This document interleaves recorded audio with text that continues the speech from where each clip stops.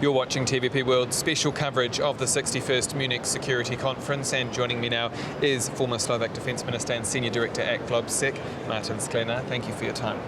Very happy to be here. Thank you for having me. So can I start? Jody Vance says there's a new sheriff in town. That new sheriff is presumably Donald Trump. Does Donald Trump care about European security?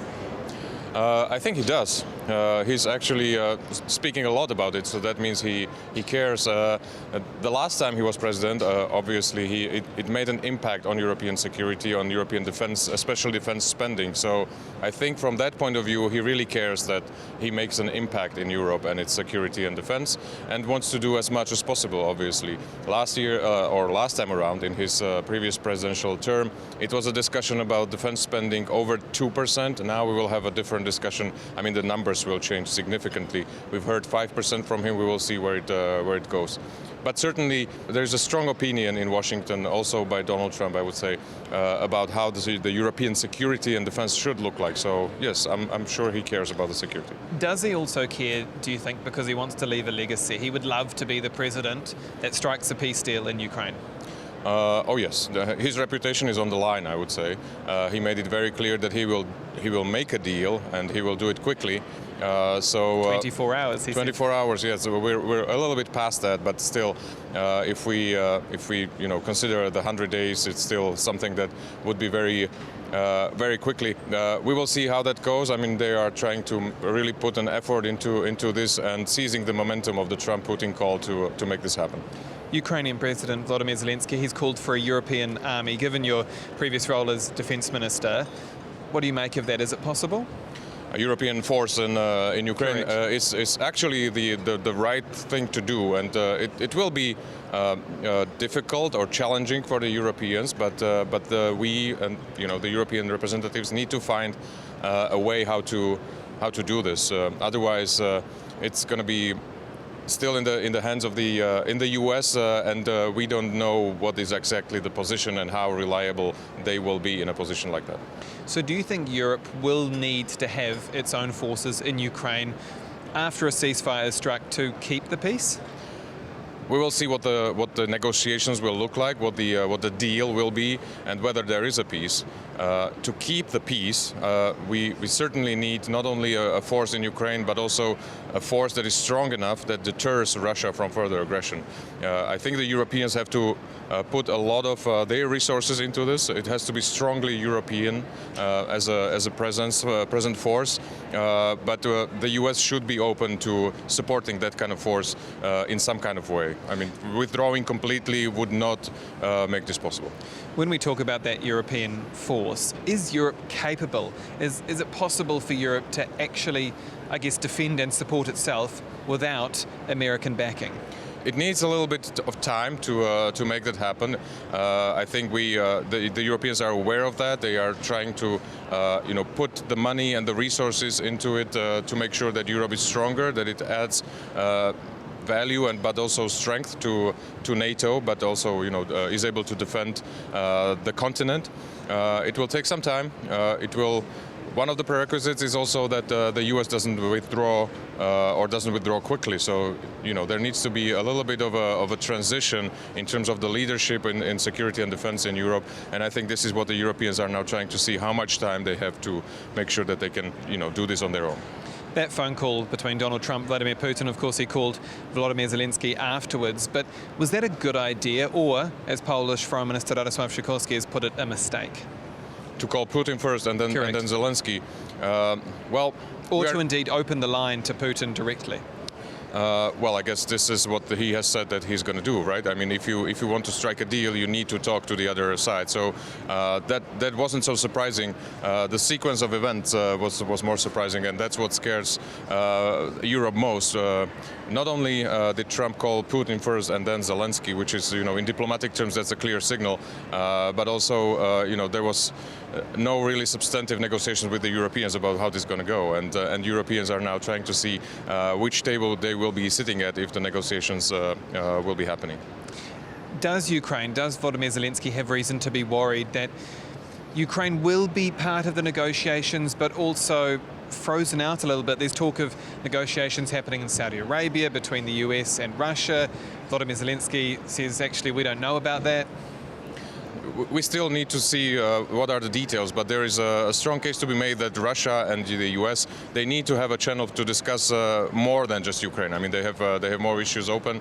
Obviously, the US at least wants to discuss the relationship with China and the challenge that it poses, but also other, more, let's call it economic issues. Ukraine being a very big part of that, but also that the scope of their discussion is broader. The US is trying to assure that Ukraine will be at the table, but the position needs to be very strong for Ukraine. Obviously, this is a negotiation between Ukraine and Russia, not between US and Russia on the outcome of the war in Ukraine. You mentioned China there. JD Vance in his speech noted that, he's not as worried about Russia and China as he is about Europe's own internal weak democracies, if you like. What did you make of that? Well, it was a little bit, off topic, I would say, here at the security conference. The crowd here at the security conference was just a little bit surprised by the focus and the attention that he paid in the speech. Everybody was expecting that he lays out a little bit of more details of how the U.S. will actually make sure that they talk to Russia with Ukraine on the outcome of the war. His focus into internal politics and the level of democracy in Europe did, I dare to say, shock some of the delegations here, and they were trying to make sense out of this. We'll see whether the objectives that the U.S. set out for this kind of speech, whether they were fulfilled. We will see. Maybe at least the German election will tell us a little bit about that. Did you feel like it was interfering in some way in this German election? The message was clear. He was trying to motivate and mobilize some of the voters in Europe, basically trying to explain that the freedom of speech is above all, which nobody really challenges. It's the subtle difference is that in some cases that he mentioned also in his speech, the reasons to do some government involvement into those situations was the threat that was coming, mostly from Russia, but maybe also from other places, and so countries have to be careful to balance very carefully freedom of speech, but also the need to protect their own citizens, the integrity of the democracy, and that distinction wasn't very clear in Vance's speech. Did it feel like to you a speech that Mr. Trump could have given, but it was JD Vance saying it? Yes, I mean we can say that the rhetoric is very, very similar, and in a way it was a continuation of the campaign rhetoric and speeches like that. Just this time it was in Europe, and it was mobilizing a different election audience.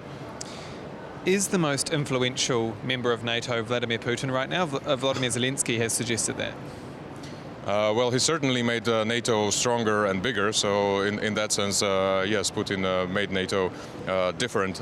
But the discussion is going on between and among NATO member states, so I would say, there's a few drivers in that group of countries as well. How worried should the likes of Poland or the Baltic countries be about Russia gearing up for some sort of war with NATO countries? Do you believe that Vladimir Putin is considering that? Well, Vladimir Putin, despite everything that we see, I mean, his decision making is most of the time based on a rational analysis. So whenever the rational analysis, the mathematics of deterrence and defense, tilt in his favor, then I think he's going to take the opportunity, and we just have to make sure that we don't get in a situation like that in Europe. That he feels that the damage that he would have to endure would be worth making such a move. And lastly, do you feel like, what's your gut sense that a ceasefire is soon? Well, we will see. That will be the most difficult thing, to stop and freeze the fighting and the violence. This is a huge, very long area of conflict. I mean, the contact line is more than 1,000 kilometers long, and by some estimates 50 kilometers wide. So I mean, this is an immense undertaking to make sure that that ceasefire actually is implemented along the whole line and in the whole area. So it's going to be difficult. Let's see whether it's possible, and whether the sides actually, whether Russia would like to have a ceasefire or just have negotiations while the fighting will be going on. Former Slovak Defence Minister Martin Sklenár, thank you again for your time. Thank you very much. And that's all for this exclusive interview here on TVP World. I'm Aaron Dahmen. Goodbye for now.